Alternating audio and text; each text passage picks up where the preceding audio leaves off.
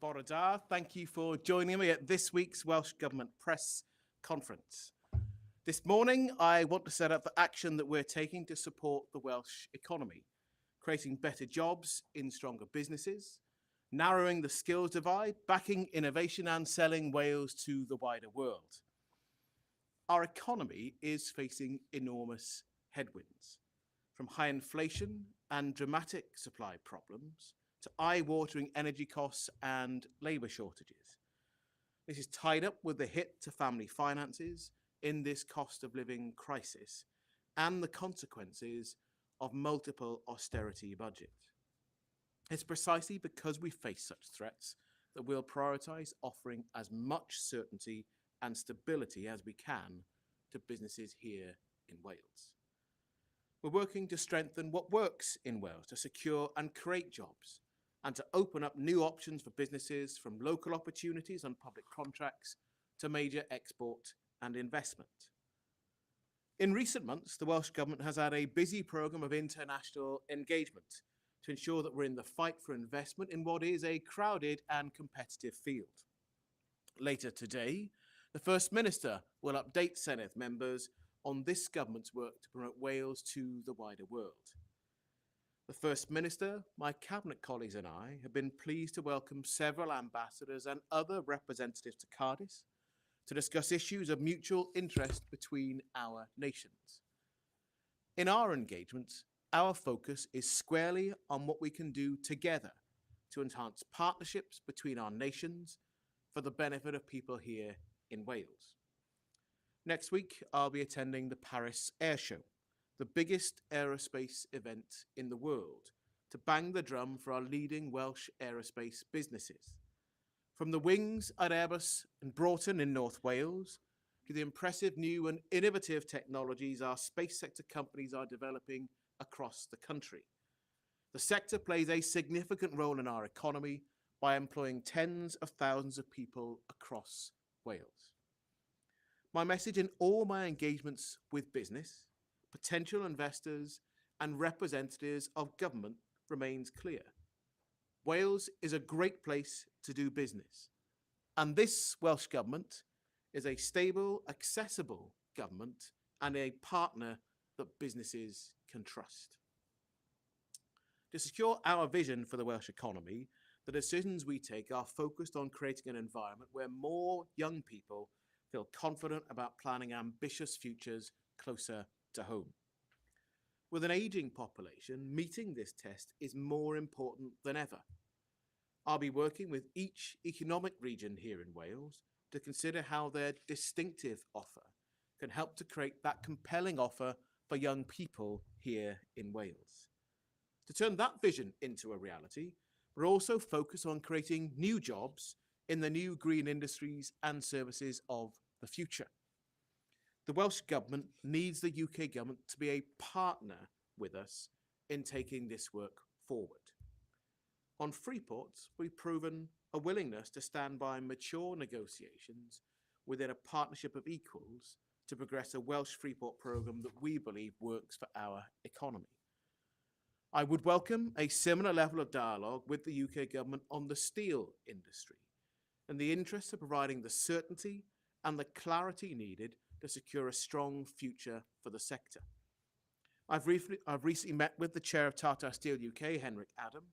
His comments to the media this morning and last night underscore how urgent this issue is.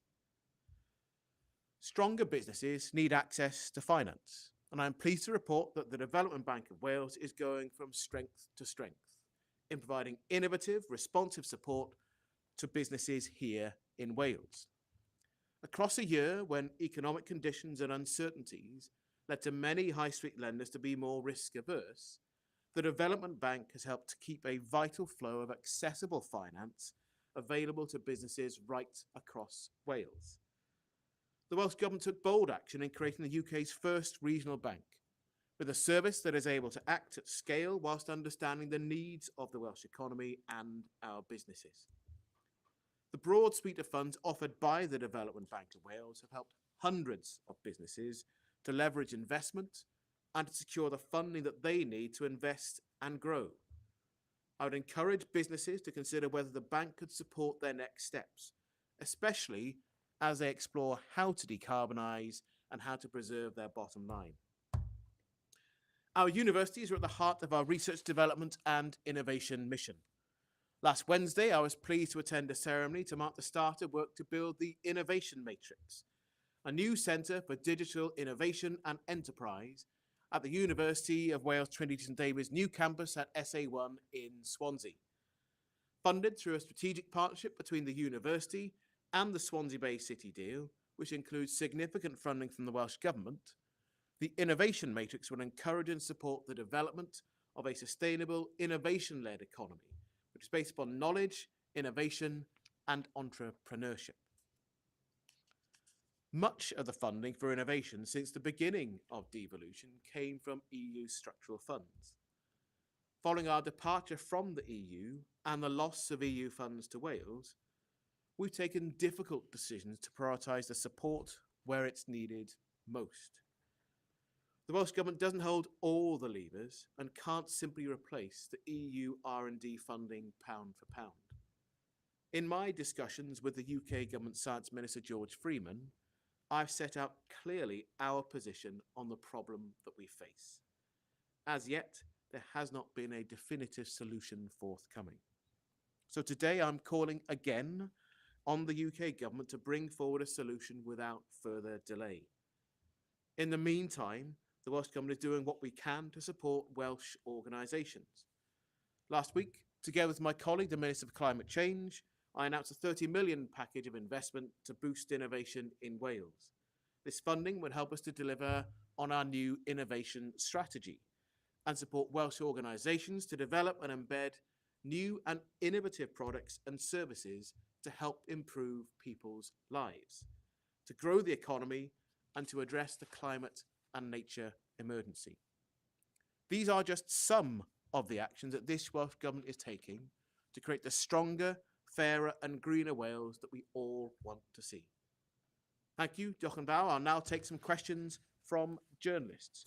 And I think we're going to start on Zoom and then we'll eventually come back to people in the room. So I'm going to start with Ashley Gwynidog from BBC Wales. Bore da.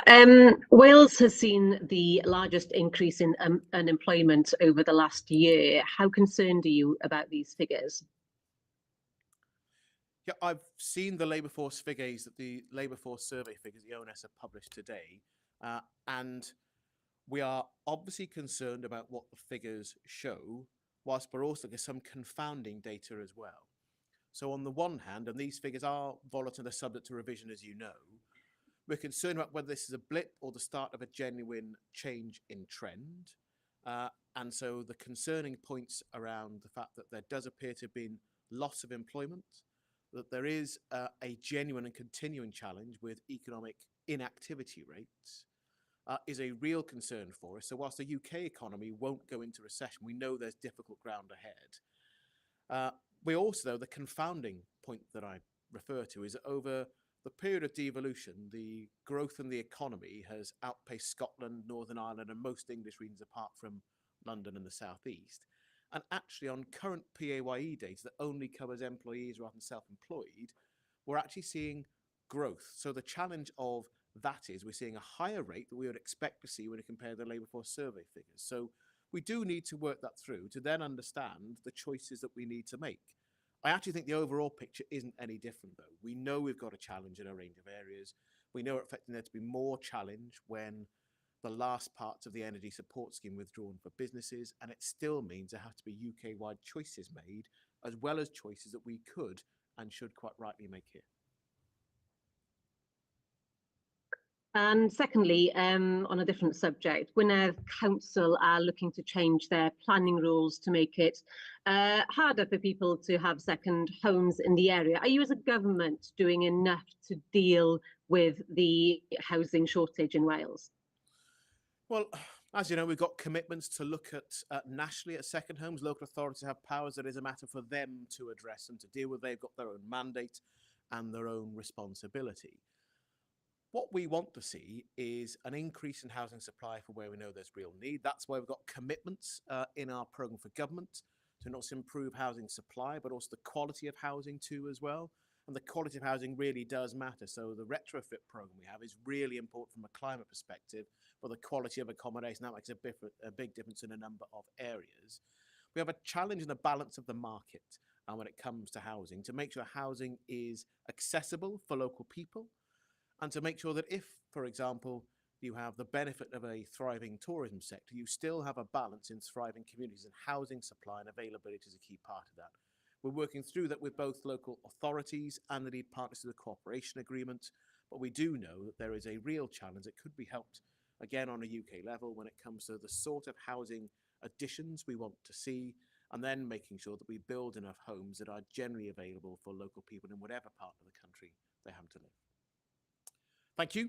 We'll now go to Dean Thomas from ITV Wales. Good morning, Minister. With the headline figure of unemployment rising in Wales, we also hear the news of Tuffnell's delivery service going into administration. Over 2,000 jobs across the UK at risk there. A number of those employees are in South Wales in Newport. What is the Welsh Government doing to help those jobs that are at risk? And has the Welsh Government been in touch with the company? My officials will be in touch with the company. What we have done, you've seen this in the food sector where we've had redundancy events, Tulare Valley Foods, at Two Sisters in Anglesey, but also the consultation that's taken place with Avara Foods as well, based in Monmouthshire. We're looking to work with companies in advance of them making choices.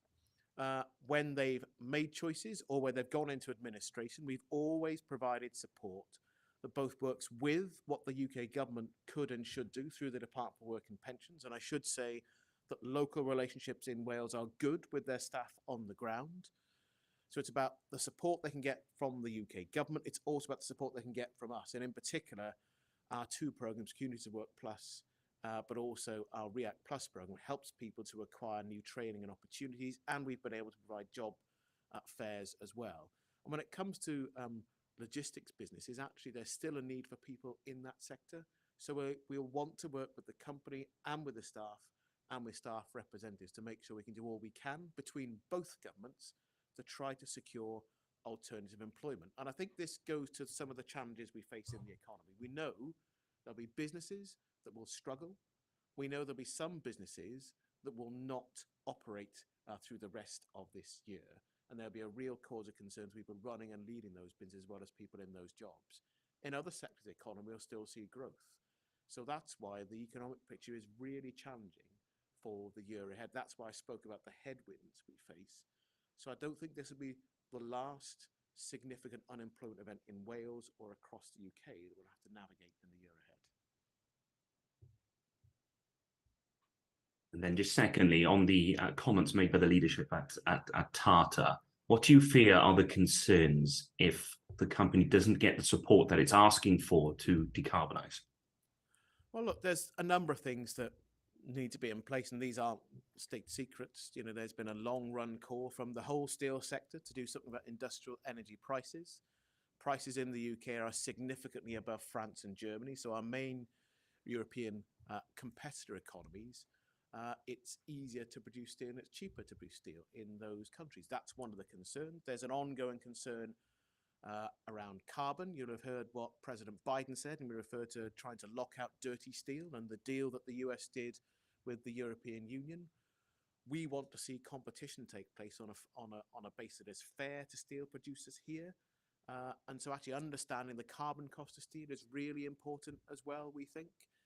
And there is then the sort of deal to be done on what co-investment looks like between the UK government and any steel company on investing in a greener form of steel production. That also then has policy consequences, I think, for what happens to scrap metal in the UK. We actually export lots of scrap metal out of the UK.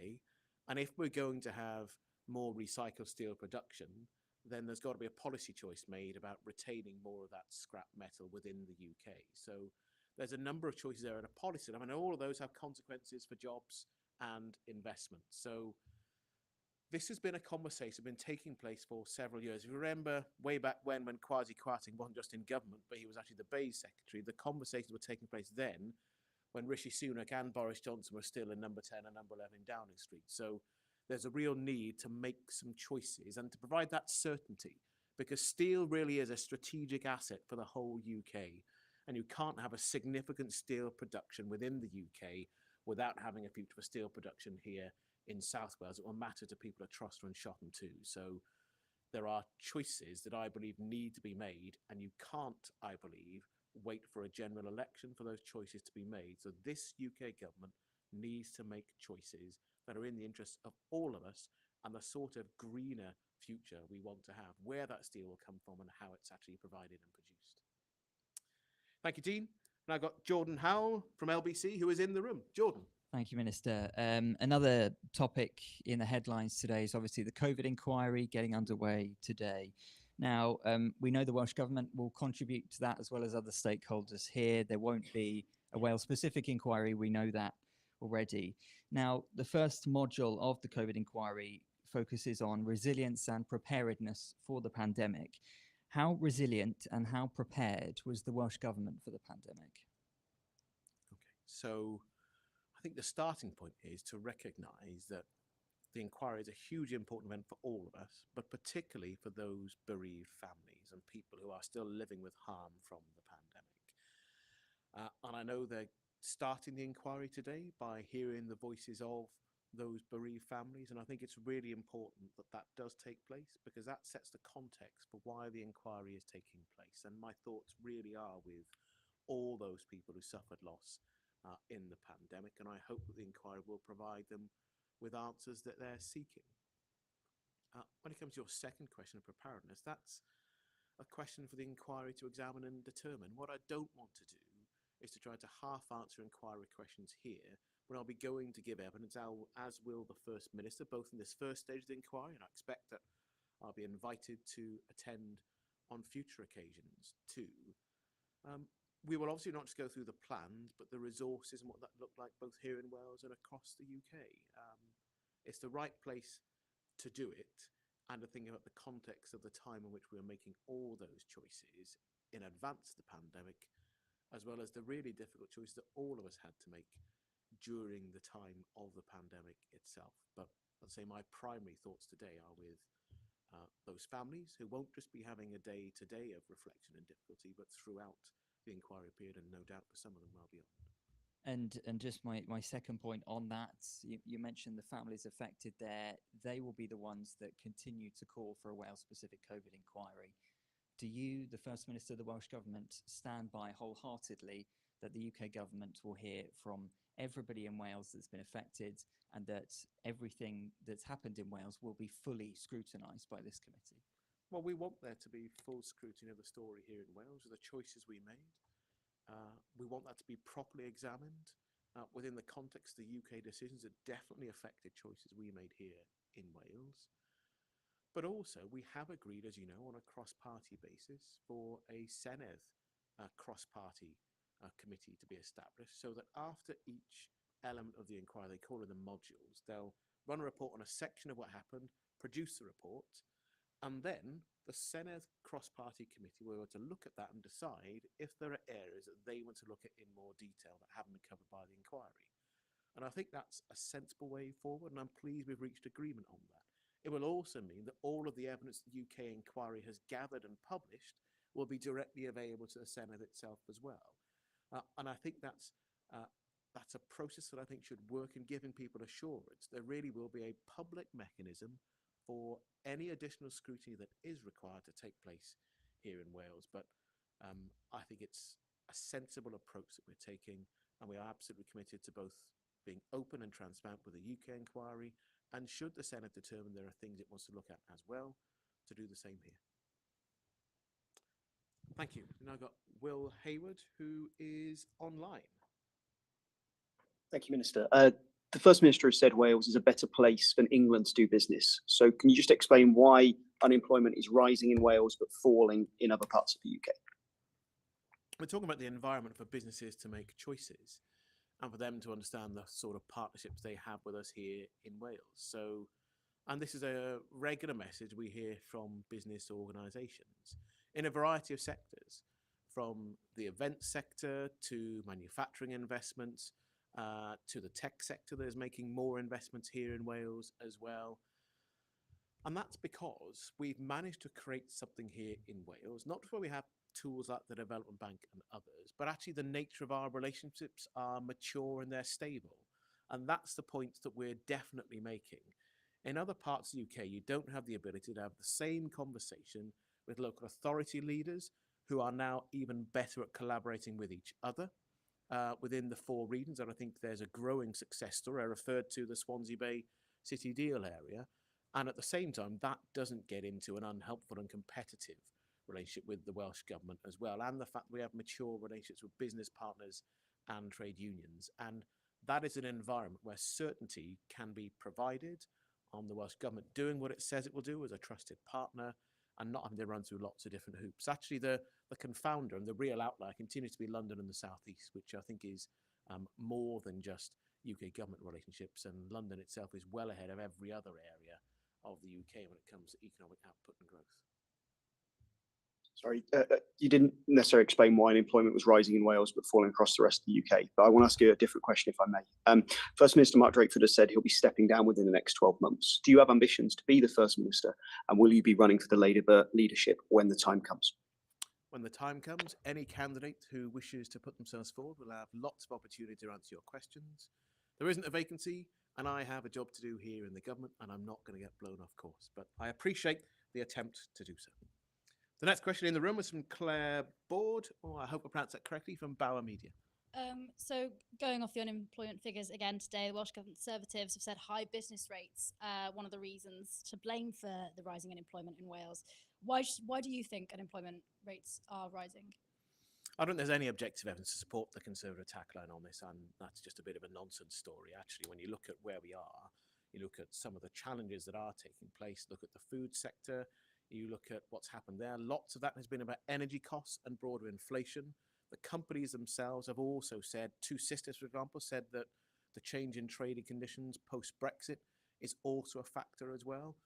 But the reason why I'm more concerned about what might happen at the end of this quarter, when the last parts of the UK energy support come to an end, is that energy costs are a real challenge in the here and now for businesses.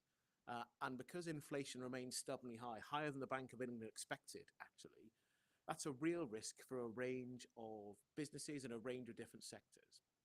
If you go back to Liz Truss and Kwasi Kwarteng's period in office, that then introduced an immediate increase in interest rates, put off lots of business investment, and business investment is still a real challenge across the UK. So it made it harder and more expensive to get business investment, and we're still living with some of that reality in the here and now. So the challenges we face, if you exclude London and the South East, there's more similarity than difference in the rest of the UK. And I said at the top of the questions, we want to understand more about the labour force survey statistics. They are subject to revision. And as I say, the confounding picture is that on PAYE data that covers employees, our figures are relatively strong. So those two things don't necessarily add up. So we do understand more about what's happening there. And at the same time, there are real challenges for us to face here where we need to have intervention and support here in Wales, but we do also need UK government action too. So the Welsh NHS continues to struggle. Dentistry in Wales is on its knees and families up and down the country are struggling to feed themselves. How much of a priority is it for the Welsh Government to give all this money to projects like the Innovation Matrix and appearances at the Paris Air Show? And how do you plan to justify that to people across Wales who are struggling? Okay, so we as a government put more resources into the NHS here in Wales than ever before. It's a larger portion of the Welsh Government's budget than ever before. And we also continue to invest in preventative services across local government, social care and others. And our challenge is, given the last 13 years of budget settlements that have reduced the real terms value of the Welsh Government budget, and then the challenges of inflation, the cost of living crisis on top, we have an even bigger problem in how we continue to have decent, properly funded public services and how we support the economy here in Wales as well. And you can't just flee the pitch when it comes to these opportunities to support the economy here in Wales. I think people do want a vision of the fact that a government believes there's economic activity here in Wales we can build on, and we could and should invest in more of that, including the really high value jobs in our aerospace sector. You know, if you went to North East Wales and you said the government shouldn't be supporting the aerospace sector in Paris, I think you get a pretty robust response from people, not just those directly employed by Airbus, but in that broader sector. They understand the importance of it, and you'll see the same message in other parts of Wales as well. The government needs to be able to do more than one thing, whilst at the same time making a clear argument that we could and should have more investment on a UK basis. There's been a failure to see further investment in productivity, in skills and in business investment across the UK, and not having competition on those areas that had evolved, skills policy being an obvious one, would help all of us to get to the point of a positive partnership that I talked about earlier. We don't actually want to have a fight with the UK every day. We'd much rather be partners and get on doing what we can all do to improve the economic picture, and that, of course, has a direct benefit on health outcomes too. Thank you. I've now got Lauren Phillips, who I think will be online as well. Yes, thank you, Minister. Yes, I wanted to ask, going back to Tata Steel, obviously you mentioned they are currently in discussions with the UK government over financial aid to help it decarbonise, which has currently put a question mark over the future of the Port Talbot Steelworks. Obviously the UK government have offered 300 million. What support does the Welsh government stand ready to give Tata to help it decarbonise its steelworks and hopefully keep the steelworks in Port Talbot? Well, we're committed to the future of a thriving steel sector in Wales, including at Port Talbot. It's a significant employer, direct, and all of those jobs that are reliant on it. And actually, when you look at the offer from the Celtic Freeport bid and the jobs it says it can create, actually you want to see more steel production of the right type of steel being produced locally to go into those opportunities, both in the offshore energy production, but also in the potential to improve and increase high-value manufacturing near to where you want power to land and to come in. So it's a key importance to the future of the economy. What we are doing in our regular conversations with both this company, but other steel companies as well, and trade union side, and with UK ministers, is we know that the key asks and the key choices are made at a UK level. We can't resolve industrial energy prices here, but we know that's a key ask. We can't resolve a carbon border adjustment mechanism that works with other economies, whether in the US or the European Union. That's for the UK government to agree with partners as well. We aren't in the position to deliver the sort of the scale of co-investment that might be needed to deliver a change in the way steel is produced. What we can do, what we have always done, both with Tata and other significant employers, is to look at where we can be positive, in particular around skills, to help people to shift and to improve the jobs they do, and if the nature of their work is changing, about how we can co-invest with the company in the skills of the workforce. And to be fair, Tata have always valued that, as indeed have other businesses too. So we stand ready to do the things that we can do in the areas that we're responsible for, as well as continuing to make the case for a healthy and positive future for the steel sector here in South Wales, and it's key important as a sovereign asset for the wider UK. Thank you. And second question is, you mentioned the loss of EU structural funds then to Wales following Brexit. The report by Audit Wales earlier this month showed that Wales still has about 500 million of EU funding that needs to be spent by the end of this year, or it could be lost. How confident are you that some of this money will go to projects in Wales designed to boost the economy? I'm as confident as I can be, because that's the point and the purpose for which structural funds were used. And the positive is that that £500 million is allocated. It's earmarked for projects to do just that, to help boost the economy and our broader prospects here in Wales. Of course, that's money we won't be getting in the future. And if we were still within either the EU structural funds programme, or indeed if the UK government kept its promise, we would be spending money from the new programme. And that money would also be supporting more investment here in Wales, investment in people, in skills, in innovation, as well as some of the broader challenges we still have on infrastructure too. So we will do everything we could and should do, and we'll be utterly transparent about how that money is spent. There's a process for us to make sure we do so, and I look forward to further Senate scrutiny on what we actually are doing on making best use of the end of the structural funds programme. Thank you, Lauren. The final set of questions is from David Nicholson. Good morning. On Tata Steel, are you frustrated with the Westminster government's slowness in responding to Tata's approach for financial help? And on financial help, Is there a figure you can quantify for the support given by the Welsh Government to Tata Steel? No, I don't think it'll be helpful for me to start producing figures or to try to think off the top of my head about the amount of support over an indefined period for Tata, but we do have provided support on skills in the past, as we have done to a range of other companies. When it comes to the UK government, it is frustrating that there hasn't been a conclusion to a long-running conversation. As I said, when Kwasi Kwarteng was still in government and the Bay Secretary, this conversation was mature and ongoing for a period of time anyway.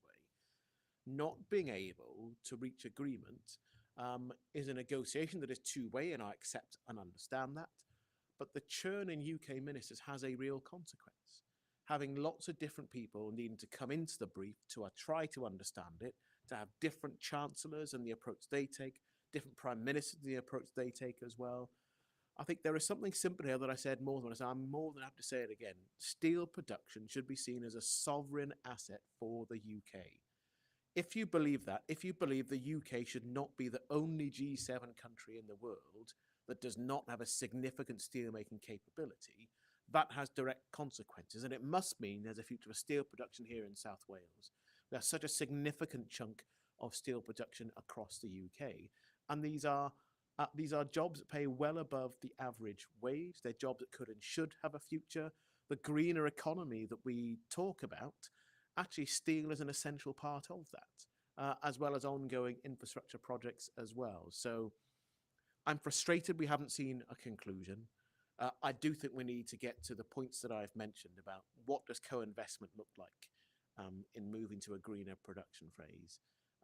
What about the carbon challenges for steel produced in a different way in other parts of the world, and having a common approach with other economies, and of course industrial energy prices too. On each of those, there should be some agreement that could be reached, and progress on any one of them, I think, may unlock some investment choices for the future. So I look forward to negotiations reaching a conclusion and to seeing a bright and positive future of steelmaking jobs here in Wales. And on job vacancies, figures from the Royal College of Radiologists show that Wales has an oncology vacancy rate of 11%, with 80% of those vacancies remaining unfilled for over 6 months.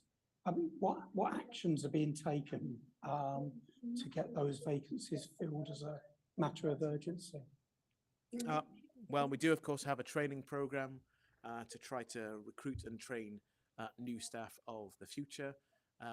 We've got an imaging academy that's been launched some time ago as well. I remember this in my time a couple of years ago now as the health minister, but the challenge is not just the investments that we're prepared to make here in the future training and the ongoing efforts to recruit people. It does matter what happens in the rest of the UK, especially in England. If England can't maintain its staff, then it has a knock-on consequence for the rest of the UK. And some of that is about the future of your employment and wage rates, but it's also about whether you think there's a positive future across the service more generally. And actually, that's why getting to an approach of more partnership and less confrontation at a UK level would help all of us to meet some of our challenges. But I'm sure that the health team would be more than happy to provide you with more detail on specific action being taken in the field of radiology. Many thanks, everybody, for your time. Enjoy the rest of the day, and I'll see you soon.